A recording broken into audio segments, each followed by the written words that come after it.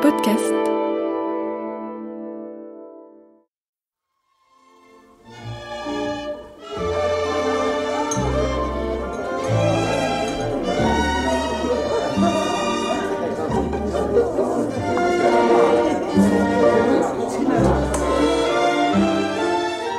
Qui dois-je annoncer, monsieur?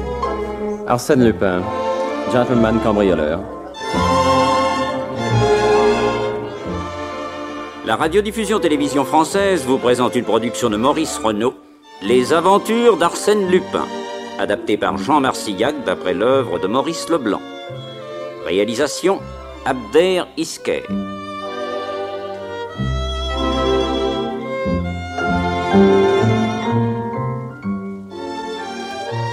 Aujourd'hui, la demeure mystérieuse, premier épisode.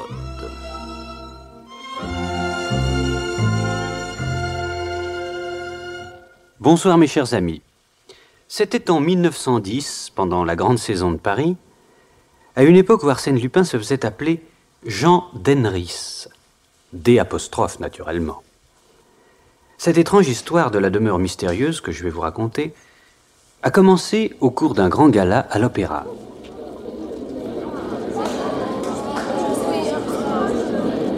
Jolie salle. Si la seconde partie est aussi réussie que la première, ce sera le plus beau gala de la saison. Savez-vous en quoi consistera le clou? Non? Régine Aubry. Elle va chanter? Non, rassurez-vous. Il paraît qu'elle va participer à un défilé de mannequins. Elle présentera une robe de chez Valmenet, dont la tunique est entièrement brodée de diamants véritables. Je suppose qu'ils ont été fournis par son cher et tendre Van Houben. Sûrement. À cette nuance près que notre richissime lapidaire serait encore et toujours soupirant. Et pas encore élu? Non, pas encore, m'a-t-on dit. Enfin, s'il fait cadeau de la robe à la toute ravissante, peut-être va-t-elle se laisser fléchir. C'est qu'il y en a au moins pour 10 millions. Elle vaut bien ça.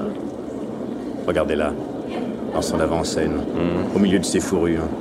C'est vraiment une fille splendide. Qui est avec elle? Et le gros, c'est Van Houben le diamantaire, et le joli garçon, c'est Jean d'Henry. Ma parole, Régine lui fait du charme. Oui, et ça n'a pas l'air de faire plaisir aux vieux. Tiens, elle se lève.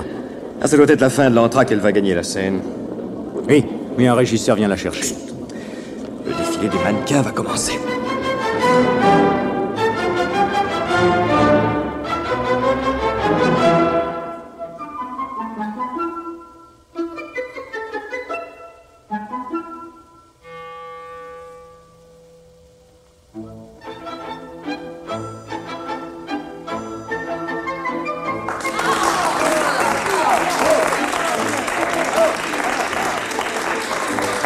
Elle est jolie, cette petite-là. Le programme dit son nom? Oui, Arlette. Elle présente une robe du soir de la maison Schernitz. Voilà mon type de femme, fraîche et naturelle. Et celle-ci? Attendez... oui, fleur de harem, jupe culotte de Paul Poiret.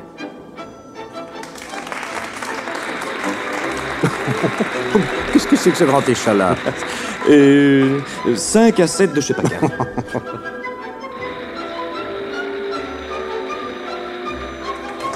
Monsieur Van Houben avait gagné les coulisses avec Jean d'Henris afin d'être plus près de Régine et de sa cuirasse de diamants.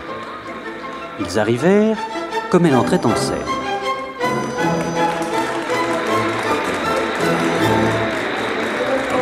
Quel succès! Oui, succès étincelant. D'Henris s'est fait vous confier un secret. Oui, Savez-vous pourquoi j'ai paré Régine de tous ces cailloux? je m'en doute. Oui, bien sûr, pour lui en faire cadeau le jour où elle m'accorderait sa main. Sa main gauche, bien entendu. Mais aussi parce que ça me permet de la gratifier d'une garde du corps qui me renseigne sur ses faits et gestes. Ce n'est pas que je redoute les amoureux, mais c'est celui de ceux qui ouvrent l'œil et le bon. Je ne fais jamais la cour aux femmes de mes amis. Il reste à savoir si vous me comptez parmi vos amis. Ah, voilà. Toute la question est là. Que s'est passé? Le feu!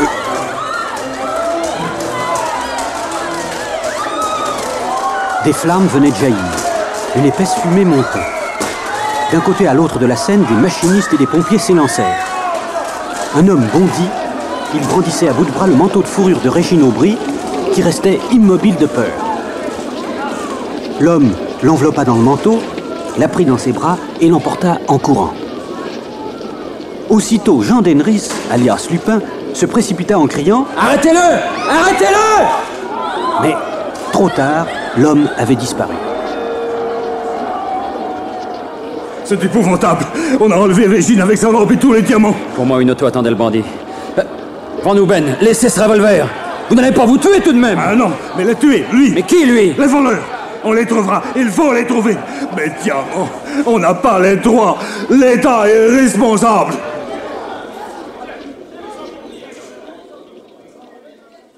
À 1h du matin, une auto s'arrêta devant le 4 de l'avenue Henri Martin. Une femme en descendit, à garde. La voiture s'éloigna à toute vitesse et Arsène Lupin eut tout juste le temps de recevoir dans ses bras Régine Aubry, qui était près de s'évanouir. Jean, vous m'attendiez ici. Mais j'étais certain que vos ravisseurs vous ramèneraient devant votre maison après vous avoir volé la tunique de diamant. Pourquoi vous auraient-ils gardé? Ça aurait été trop dangereux. Non, ne pleurez pas. Hein? J'ai eu si peur, Oui. si peur. Un instant plus tard, Lupin la fit entrer dans la maison, la mit dans l'ascenseur et l'accompagna jusque chez elle. Ils trouvèrent la femme de chambre affolée qui arrivait de l'opéra. Puis, Van Houben fit irruption. Régine, ma petite Régine. Mais tiens-moi, vous me les rapportez, n'est-ce pas? Vous les avez défendus jusqu'à la mort. Taisez-vous, voyons. Vous voyez bien qu'elle a besoin de repos. Tenez, allongez-vous, Régine. Mes diamants. Mais où sont mes diamants? Mais,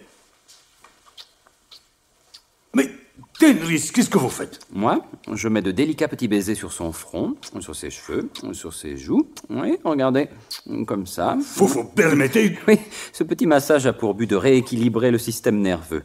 Tenez, regardez. Vous voyez, le sang afflue. Une tiédeur bienfaisante circule dans les veines. C'est comme des passes magnétiques. Eh bien, ça suffit comme ça. Je me sens mieux. Eh bien, maintenant, racontez-nous ce qui s'est passé. En voyant le feu, je m'étais presque évanouie. J'ai repris mes sens dans les bras d'un homme qui m'étouffait avec mon manteau de fourrure. Il me jeta dans une auto, dit à une femme qui était à l'intérieur, « Le coup a réussi, un vrai miracle !» J'ai voulu crier, mais la voiture avait déjà démarré, et la femme commençait à m'enfoncer dans la poitrine la pointe d'un couteau. Alors je me suis tue, d'autant plus que ma tunique de diamant était intacte. Avez-vous pu voir le chemin pris par la voiture? Ah non.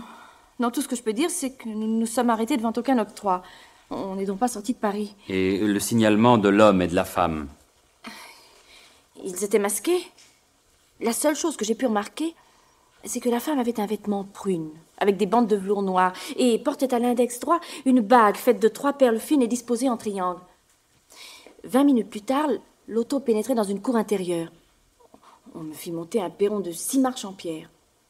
Puis, on traversait un vestibule d'allées, et ce furent ensuite les 25 marches d'un escalier garni de tapis. Alors, au premier étage, je dus entrer dans une pièce, et l'homme me dit « Nous ne vous ferons aucun mal si vous nous donnez votre tunique de diamant. Sinon... » J'ai refusé, naturellement. Alors l'homme et la femme ont voulu me l'arracher. Morte de peur, j'ai cédé. Je me suis retrouvée en combinaison. Oh, les bandits! Oui, avez-vous pu noter certains détails de la pièce où vous vous trouviez? Oui, c'était un grand salon avec de très belles boiseries blanches de style Louis XVI. Il y avait un trumeau au-dessus de la cheminée, et sur la cheminée, 2 coupes de bronze doré et une pendule à colonnettes de marbre vert. Au mur, 4 appliques. Au plafond, 2 lustres de cristal taillés, et au sol, un parquet de marqueterie à dessin en X. C'est tout ce dont je me souviens. Et puis ils vous ont ramené en voiture? Ah oui, mais sans m'avoir fait aucun mal. 8 jours plus tard, chez le grand couturier Schernitz de la rue du Montabor, Arlette Mazol et ses camarades se reposaient dans la cabine des mannequins. L'une d'elles tirait les cartes. Eh ben, décidément, Arlette, mon jeu ne t'annonce que aventure, bonheur et fortune. Elle a déjà commencé puisque l'autre soir au gala de l'opéra, elle a eu le premier prix. Pourtant, Régine Aubry était la plus belle. Oh, des blagues? Toute la salle a voté pour toi. Les gens ne savaient pas ce qu'ils faisaient. Ce début d'incendie avait vidé la salle aux 3/4. Ce vote ne compte pas. Bien sûr que si, il compte. Elle doit en faire une bobine, la belle Régine. Pas du tout. Elle est venue me voir hier et elle m'embrassait de bon cœur. Elle savait du nouveau au sujet des gens qui l'ont enlevée? Non. On suppose que l'homme est arrivé sur la scène comme un garçon livreur qui apporte des fleurs, d'énormes gerbes fausses, enduites d'une matière facilement inflammable. Il a créé la panique et on sait la suite. Mais de lui, On n'a toujours aucun signalement? Régine s'est souvenue qu'il avait des bottines à tige de drap clair. Ce que j'aurais eu peur toute seule dans cette maison avec cet homme et cette femme. Et moi donc? Moi, je me serais débattue. J'ai du courage sur le moment. C'est après que je tourne de l'œil. Enfin, grâce à toi, puisque tu as eu le premier prix, 3 ouvrières de la maison vont passer 15 jours sur la Côte d'Azur. Ah, ça, j'en suis bien contente. Ah, l'argent. Mais ne te plains pas. Les cartes te prédisent la fortune, tiens, regarde. Oh, par quel moyen? Le vieux monsieur riche? Jamais. Et cependant, je veux arriver. À quoi? Ah, tout ça tourbillonne dans ma tête. Je veux l'amour et je veux l'argent. À la fois. Je veux l'amour pour être heureuse. Et l'argent? Pour un tas de projets sûrement absurdes. Je voudrais avoir beaucoup d'argent qui ne serait pas à moi, mais dont je pourrais disposer. Par exemple, être commanditée, patronne à la tête d'une grande maison de couture où il y aurait une organisation tout à fait nouvelle. Des employés bien payés, des dots pour les ouvrières. Des dots? Non, mais t'as des visions comme Bernadette. Des dots en argent liquide. J'ai écrit tout ça noir sur blanc. Mon plan est fait. À 20 ans, on aurait sa dot, et puis un trousseau pour le premier enfant, et puis... Mademoiselle Arlette au téléphone. Au téléphone, moi? Oh mon Dieu, maman aura encore une crise au cœur.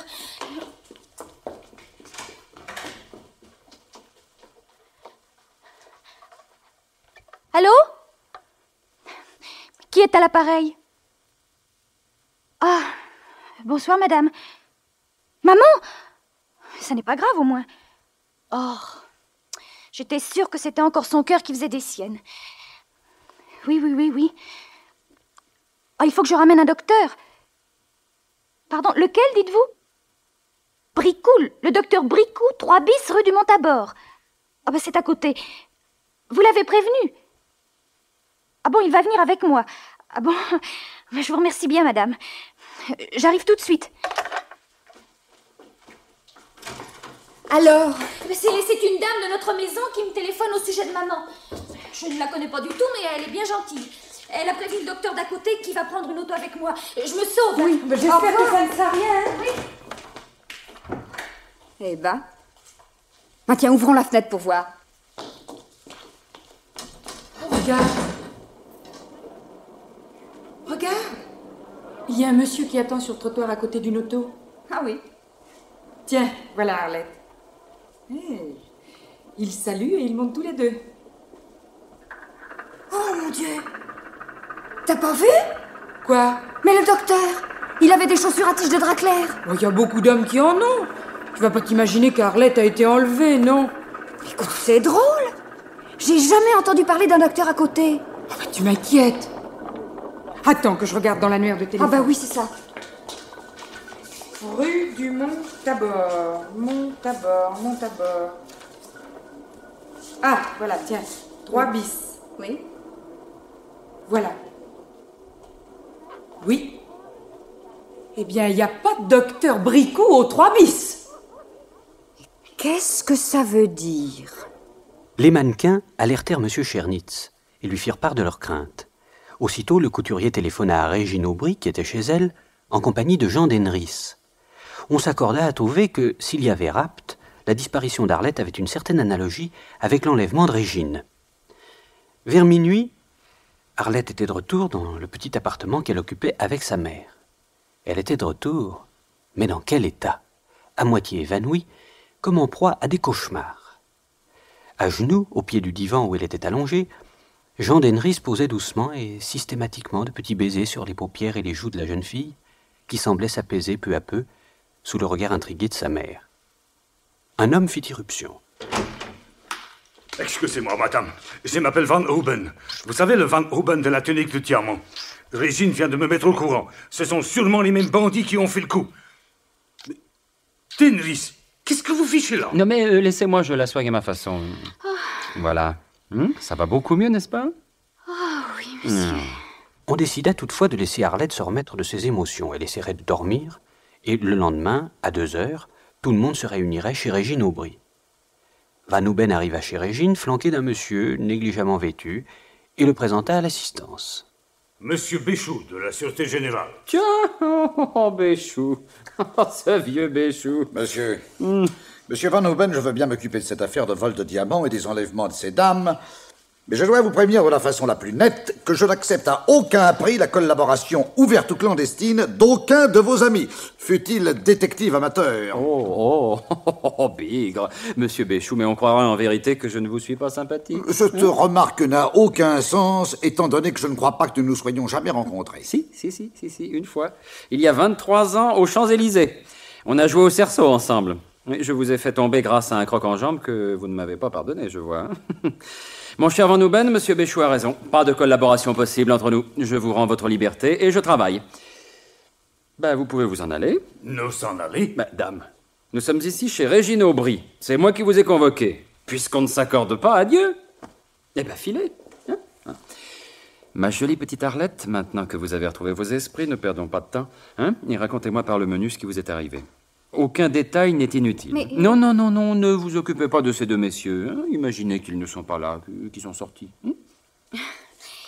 Eh bien, je me suis trouvée assise dans l'auto, entre le monsieur que je croyais être un médecin et une dame. Bon, signalement de la dame. Elle avait un masque. Et une bague avec 3 perles à l'index droit? Je n'ai pas pu voir, elle avait des gants. Mais j'ai remarqué qu'elle portait des souliers très pointus. Elle a échangé quelques phrases avec l'homme et j'ai saisi le mot opéra. Que ce soit les mêmes bandits qui vous avaient enlevé, mademoiselle Aubry, ça, il n'y a aucun doute. Pourtant, moi, je n'avais aucun diamant. L'auto est-elle entrée dans une cour pavée? Oui. Et je me suis trouvée exactement dans les mêmes lieux que vous. Ceux que vous avez décrits et que j'ai lus dans les journaux. Mais moi, une fois dans le vestibule, je me suis débattue comme une diablesse. Surpris, l'homme et la femme ont lâché. Et j'ai monté l'escalier à toute vitesse. Je suis entrée dans le salon du premier. J'ai claqué la porte derrière moi et j'ai tourné la clé qui était dans la serrure. Le temps qu'ils fassent le tour par une autre pièce, j'ai grimpé sur la cheminée et je me suis hissée en haut d'une énorme bibliothèque. Quand ils sont entrés, ils ont fureté partout. Mais ils n'auraient jamais eu l'idée de me chercher là où j'étais. Ils sont repartis, furieux. J'ai attendu en haut de mon perchoir. 8 heures, 9 heures, 10 heures, 11 heures. Comme je n'entendais rien, je suis descendue avec précaution.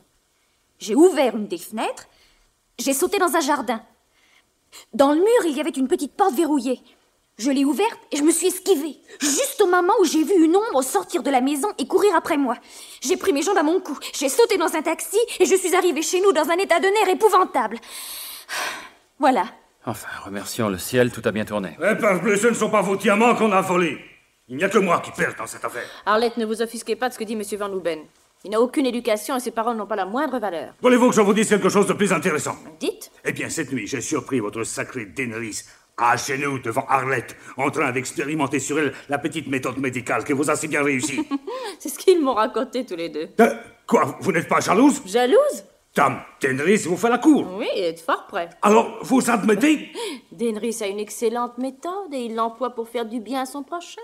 Comment l'en blâmer? Oh, les femmes. Décidément, vous triomphez, Denris. Pardon? En quoi? Vous n'avez pas entendu ce que nous venons de dire? Non, excusez-moi, je réfléchissais. On peut savoir? À ceci. On a enlevé Régine parce qu'elle portait des diamants. Il n'y a aucun doute là-dessus. Mais Arlette... Dites-moi, Arlette. Oui? Avez-vous déjà été aimée? Moi? Non, répondez. Je ne sais pas. Oh, on vous a fait la cour. Oh, oui, naturellement. Bon, parmi vos soupirants, n'y aurait-il pas un susceptible d'avoir participé de près ou de loin à votre enlèvement? Mais non, voyons. Enfin, n'auriez-vous jamais senti une présence quelconque rôder autour de vous? N'auriez-vous pas éprouvé un petit frisson d'inquiétude, comme au contact d'une chose mystérieuse? Ah, oui, peut-être une fois. Ah, voilà, dites vite. Eh bien, un jour, un monsieur est venu voir la collection, perdue dans la foule des clientes. Dans la cabine, une camarade m'a dit « Oh, tu sais que tu as fait une touche? Un type épatant qui te dévore des yeux. Il paraît qu'il s'occupe d'œuvres sociales. Toi qui cherches de l'argent pour tes projets... » Quel projet? Non, c'est-à-dire, je voudrais fonder une caisse de secours pour l'atelier. Alors, 1 heure plus tard, quand je me suis aperçue qu'un grand monsieur m'attendait à la sortie et qu'il me suivait, j'ai pensé que je pourrais peut-être l'embobiner. Il m'a suivi jusqu'au métro. Puis c'est tout. Le lendemain, même jeu. Les jours suivants aussi. Et puis au bout d'1 semaine, il n'est pas revenu. Et voilà qu'un soir, en rentrant de voir une de mes amies en haut de Montmartre, j'ai été suivie par un homme qui se cachait dans l'ombre. C'était sûrement le monsieur en question. Et 2 autres soirs, je l'ai retrouvé qui me guettait. La dernière fois, il a voulu me barrer le passage. J'ai hurlé et je me suis mise à courir. Après, je ne l'ai plus jamais revu. Mais qu'est-ce qui vous a fait croire que c'était le monsieur de la maison de couture? Il avait les mêmes bottines à tige de drap clair. Mon Dieu! Mais à la maison de couture, on a dû vous donner son nom. Oui, le comte de Mélamar. Le comte Adrien de Mélamar? Mais c'est de la folie. J'ai eu l'occasion de siéger près de lui dans des comités de bienfaisance. Ce parfait gentilhomme volait mes diamants. Vous plaisantez? Je ne l'accuse pas. Allons le voir tout de suite. Van Nuben, est-ce que vous n'avez pas un ami qui est dans la police? Un sieur Béchou, je crois. Il nous fera entrer? Vous imaginez que l'on entre chez les gens comme ça et que sans enquête préalable, sans charge, sans mandat, on va les questionner à propos de racontars stupides? Car tout ce que j'entends depuis une demi-heure est un comble de stupidité. Et dire que j'ai joué au cerceau avec cette gourde-là. Cher ami, ayez donc l'obligeance d'ouvrir l'annuaire téléphonique et de me dire le numéro du comte Adrien de Mélamar. On se passera du sieur Béchou. Voyons. Mélamar. Ah voilà. 825-94. Merci. Allô, mademoiselle, je voudrais le 825-94, s'il vous plaît. Qu'est-ce que vous allez lui dire? Non, vous allez voir. Allô, allô, je voudrais parler à monsieur le comte de Mélamar, s'il vous plaît. C'est lui-même. Ah, ici le baron d'Henris. Oui, monsieur, excusez-moi de vous déranger, mais j'ai lu il y a 2 ou 3 semaines dans les journaux l'annonce que vous avez fait insérer à propos de quelques objets qui vous ont été dérobés. Oui, le pommeau d'une paire de pincettes, une bobèche en argent, une entrée de serrure et la moitié d'un ruban de sonnette en soie bleue. Des objets sans valeur, mais auxquels vous tenez pour des raisons particulières, je suppose. Je ne me trompe pas. Ah, mais bien, en ce cas, si vous voulez bien me recevoir, je pourrais vous donner quelques renseignements utiles à ce sujet. Quoi? À 4 heures aujourd'hui? Très bien. Un mot encore. Puis-je me permettre d'amener 2 dames, dont le rôle, d'ailleurs, vous sera expliqué? Eh bien, parfait. Oui. À tout à l'heure, monsieur. Voilà. Eh bien, si le sieur Béchou était là, il verrait qu'on entre chez les gens comme on veut. Régine, vous avez vu sur l'annuaire où demeurait le comte? Oui, 13 rue d'Urfé. Mais, dites-moi, ces objets dont vous venez de parler, où sont-ils? En ma possession. Je les ai achetés le jour même de l'annonce pour 13 francs 50. Et pourquoi les avez-vous pas renvoyés au comte? Mais ce nom de Mélamar me rappelait quelque chose de confus.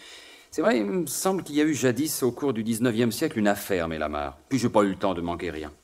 Mais nous allons nous rattraper. Il est 2h30. Régine, Arlette, allez vous préparer. Oui. Arlette, si vous voulez venir dans ma chambre, j'y ai fait porter votre manteau. Volontiers. Ah, Denris, si nous ne vous avions pas... Monsieur Van Nuben, je ne vous laisserai pas suivre une route qui vous mène à un désastre. Je ne veux pas que vous soyez la victime d'un imposteur. Savez-vous qui est cet homme? C'est de moi qu'il s'agit. Et le sieur Béchou a envie de vider son sac. Cher Van Nuben, voici ma carte. Baron Jean d'Henris. Des blagues. Tu n'es pas plus baron que d'Henris. Mais qui suis-je alors? Tu es Jim Barnett. Tu as beau te camoufler, ne plus avoir ta redingote, tes moustaches et tes airs de vieille fouine. Je te retrouve sous ton masque d'homme du monde. C'est toi. Tu es Jim Barnett, de l'agence Barnett et compagnie, qui m'a 12 fois roulé. J'en ai assez. Et mon devoir est de mettre les honnêtes gens en garde. Van Nuben, vous n'allez pas vous livrer à cet individu. Monsieur d'Henris, l'accusation de monsieur Béchou correspond-elle à la vérité? En tant que baron d'Henris, cher ami, tous mes papiers sont en règle. Mais je ne suis pas sûr de ne pas en avoir aussi au nom de Jim Barnett, qui fut mon meilleur ami. Comment? D'ailleurs, qu'est-ce que tout cela peut vous faire? L'essentiel n'est-il pas de retrouver vos diamants? Si je suis l'extraordinaire Jim Barnett, c'est pour vous, croyez-le bien, la meilleure garantie de réussite. Oui, la meilleure garantie que vous serez volé, mon pauvre ami. Pour réussir, il réussira. Les 12 fois que nous avons travaillé en commun, il a réussi à débrouiller l'affaire, à mettre la main au collet des coupables et à retrouver le butin. Mais les 12 fois aussi, ce butin, il l'a empoché, en partie tout au moins. Il découvrira vos diamants, mais il les escamotera à votre nez et à votre barbe. Déjà, il a mis le grappin sur vous et vous ne pouvez plus lui échapper. Vous croyez qu'il travaille pour vous? Non, pour lui. Si vous lui permettez de participer à l'enquête, vos diamants sont fichus. Ah non, alors, restons-en là. Occupez-vous de vos affaires, Denris. Moi, je m'occuperai des miennes. Oui, l'ennui, c'est que les vôtres m'intéressent beaucoup plus que les miennes. Mais je vais vous défendre. Mais vous me défendez quoi? Vos diamants ont disparu, j'ai bien le droit de les rechercher, tout comme un autre. Et puis, que voulez-vous, les 2 femmes mêlées à cette affaire sont si jolies. C'est vrai, Régine et Arlette sont de délicieuses créatures. Non, en vérité, cher ami, je ne lâcherai pas la partie avant d'avoir mis la main sur vos diamants. Et moi, avant de t'avoir fait coffrer. Alors on va bien s'amuser. Jean Denris, alias Lupin, partit en auto avec Régine Aubry et Arlette. Quand ils arrivèrent devant l'hôtel particulier de Mélamar, ils trouvèrent Van Houben et Béchou qui les avaient devancés. Eh ben, frère, ils en ont du tout que ces deux cocos-là. Il y a une demi-heure, j'étais pas bon à jeter aux chiens, et les voilà qui s'accrochent à nous. Venez, mesdames, ne nous occupons pas d'eux. Mais s'ils entrent avec nous... Ah oui, ben, nous n'allons pas nous battre, qu'ils se débrouillent. Je sonne.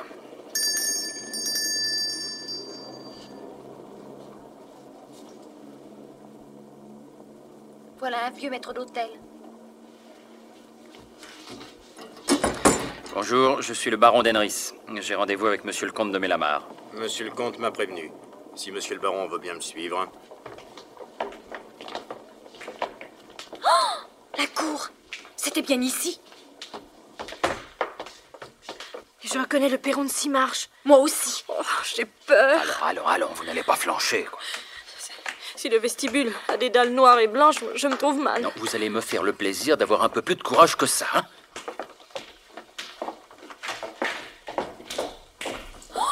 Je reconnais le vestibule, les dalles et l'escalier. C'était bien le même tapis rouge.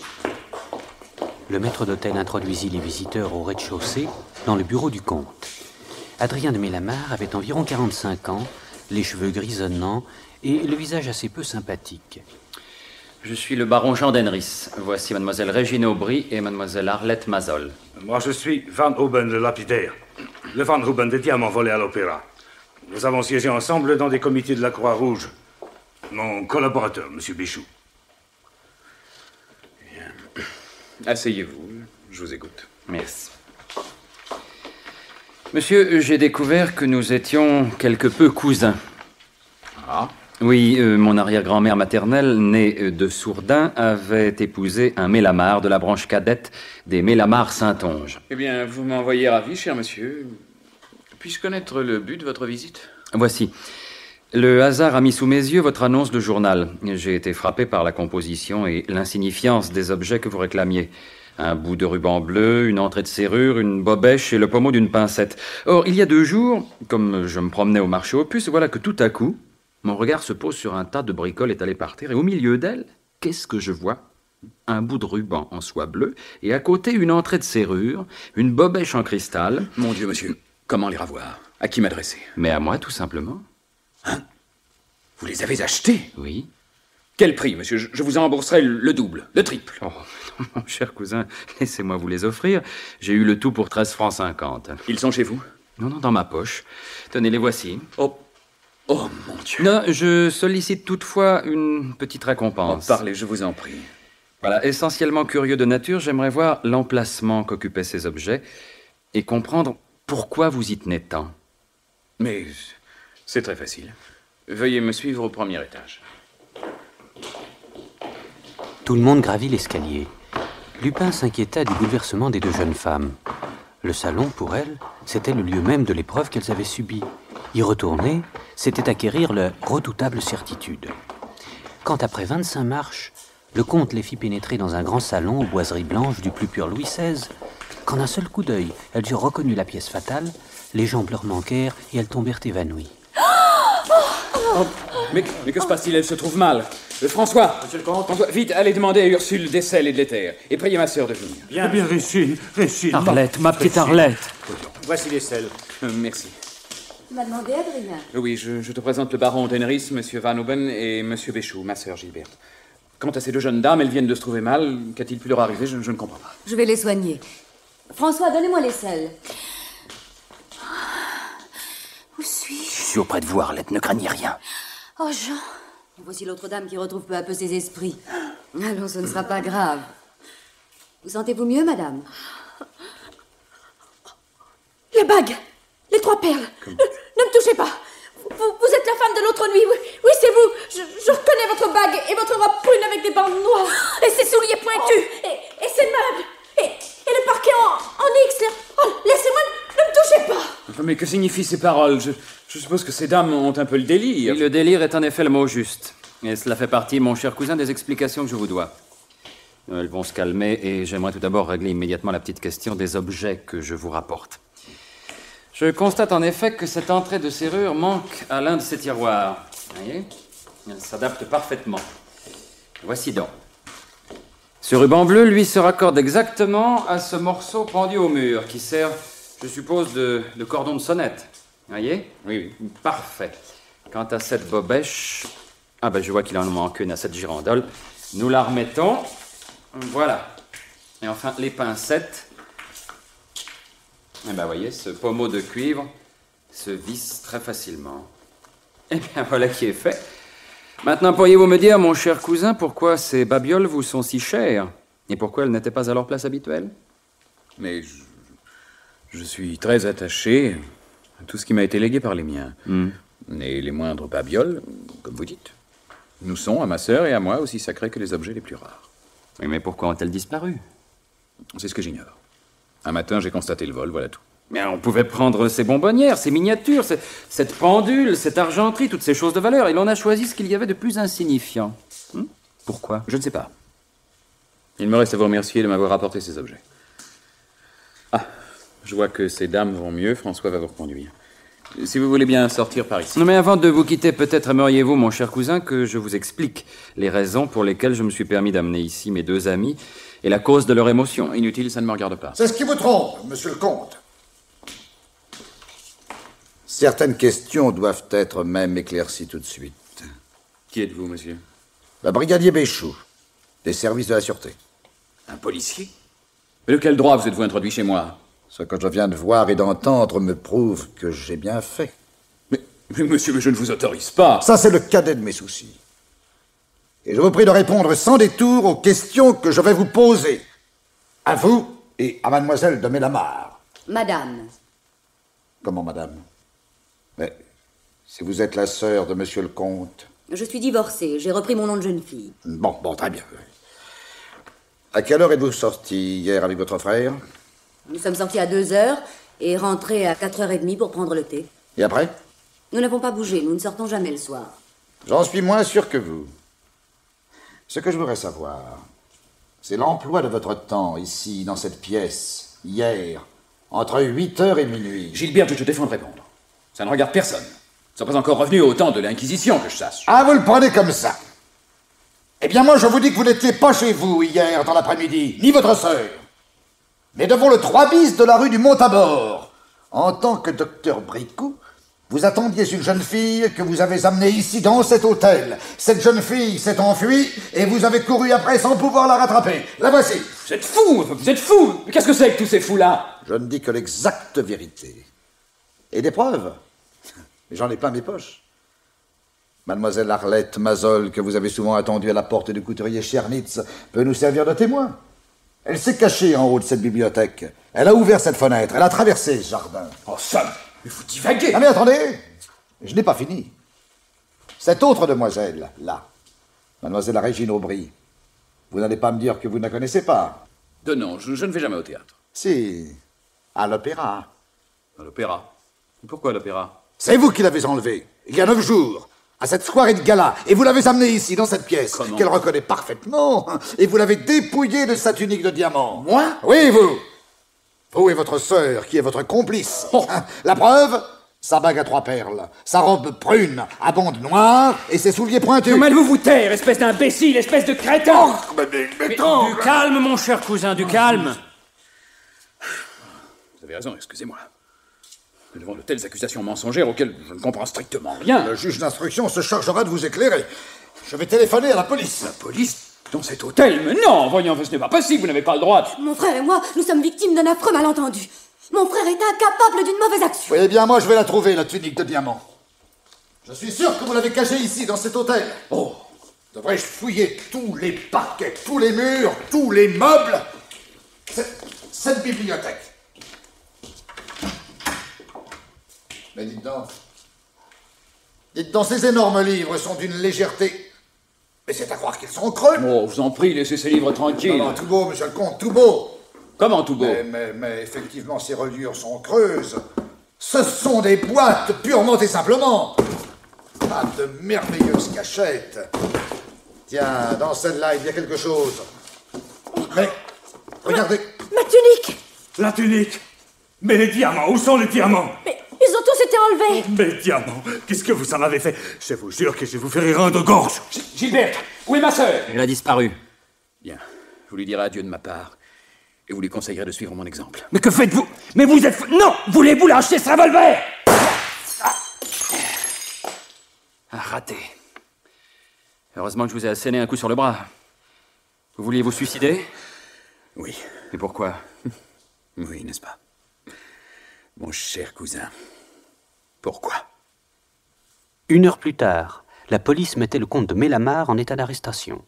Il était emmené au dépôt, tandis qu'on cherchait en vain sa sœur, Gilberte. Elle demeurait introuvable. Vers 10 heures, Van Houben rentra dans son magnifique appartement du boulevard Haussmann. Il avait dîné au restaurant avec Béchou et le ramenait pour parler de l'affaire qui les préoccupait autant l'un que l'autre. Soudain, il dressa l'oreille. Tiens, c'est curieux. Il me semble avoir entendu du bruit au bout de l'appartement. Les domestiques couchent au 6e. Qu'est-ce que ça peut être? Oui, on dirait que ça vient du fond du couloir. Qu'est-ce qui habite par là? Ce sont 2 chambres tout à fait séparées qui ont une sortie particulière sur le grand escalier. J'y reçois quelquefois des amis. Et pour le moment, il n'y a personne et c'est moi qui ai les clés. Allons voir.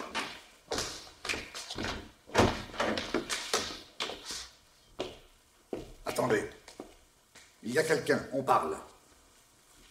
Ça, par exemple... Attendez que je sorte mon revolver. Là, voilà. Maintenant, ouvrez.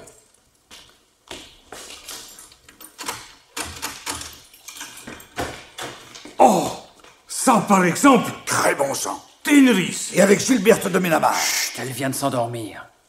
Venez dans la pièce à côté.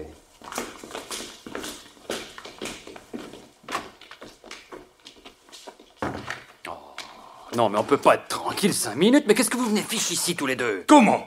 Mais ici, je suis chez moi. C'est toi qui as fait évader la comtesse de l'hôtel Mélamar. On ne peut rien te cacher. Tu as osé. Madame, tu avais oublié de mettre des agents dans le jardin, alors je l'ai fait filer par là. Mais qui est-ce qui vous a fait entrer ici? Fallait la clé de ce logement. Oh, mon cher ami, avec des pinces, j'ouvre n'importe quelle porte. C'est ainsi que j'ai visité plusieurs fois votre demeure et j'ai pensé qu'il n'y avait pas de meilleure retraite pour Madame de Mélamar que ce coin isolé. C'est vrai. Qui donc imaginerait que Van Houben ait pu recueillir la comtesse de Mélamar? Personne. Pas même Béchou. Elle va vivre ici très tranquillement, sous votre protection, jusqu'à ce que l'affaire soit éclaircie. La femme de chambre qui la servira croira que c'est votre nouvelle petite amie, puisque Régine est perdue pour vous. Je l'arrête. Je préviens la police. Alors non, tu n'y toucheras pas. Tu sais bien qu'elle est sacrée, voyons. Ah, pourquoi? Mais puisque je la protège, Alors tu protèges une voleuse? Une voleuse, qu'est-ce que tu en sais? Comment? La sœur de l'homme que tu as fait arrêter. Ah non, pardon, c'est toi. Sur ton indication, et parce qu'il est coupable, sans contestation possible. Qu'en sais-tu? Tu n'en es plus certain? Ma foi, non. Écoute, il y a dans cette affaire des choses si déconcertantes que... Enfin, une voleuse. Cette femme au regard si pur, à la façon d'être si pleine de dignité. Non.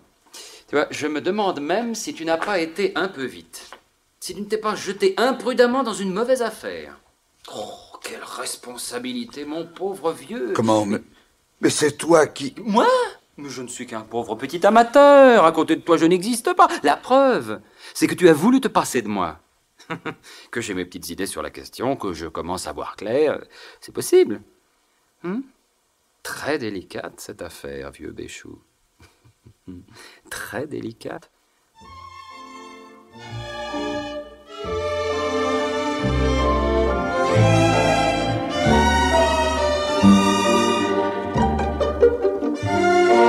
Dans la série Les Aventures d'Arsène Lupin, vous venez d'entendre, adapté par Jean Marcillac d'après le roman de Maurice Leblanc, La demeure mystérieuse, premier épisode. Prise de son René Cambien, bruitage Henri Saint-Georges, assistant Jacques Béraud, réalisation Abder Isker. Avec dans le rôle d'Arsène Lupin, Michel Roux. Et Jacques Mauclair, Marcel Lestan, Philippe Mareuil, Marcel Charvet et Bernard Desrands, sociétaire de la Comédie Française. Avec Jacqueline Rivière, Jacqueline Fro, Liliane Baer, Anna Gaylor et Catherine Sellers. Le conteur Robert Marcy, speaker Maurice Princet.